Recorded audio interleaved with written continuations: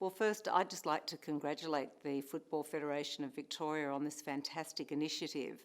There's no question that there is an imbalance in sports leadership when it comes to the role of women, and the very first step in correcting that is to call it out.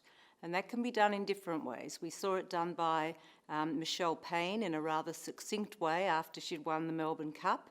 But now, thanks to the Football Federation of Victoria, we're seeing it done in the way that you're doing it today, where you'll listen to speakers and you'll discuss the issues. And I hope that women will leave here feeling really empowered to make some changes.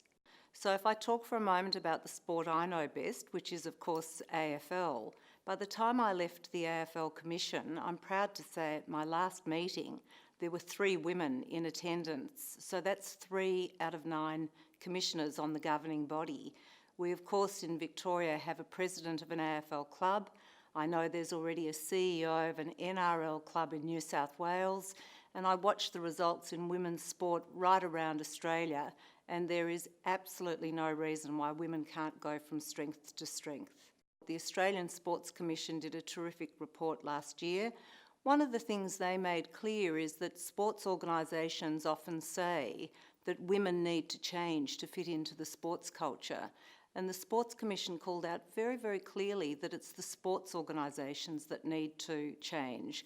And that's been my experience as well. Diversity is important in everything. You only really have to think about life. Sometimes I find it quite hard to articulate why diversity is important, because to me it's like breathing. The conversation is always going to be better if sitting around a table there's a diverse group with different life experiences and different points of view.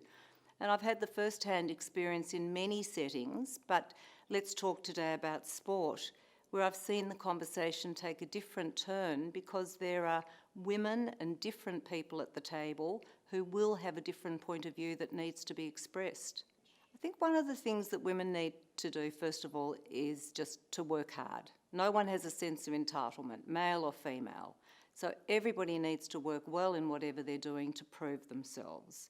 Women also need to have confidence, and we often talk about that, don't we? Women can be their own worst enemies and can be the ones who say, I can't do that or I'm not ready for that, when really they should have a good go at it and they'll be just as ready as their male colleagues or peers.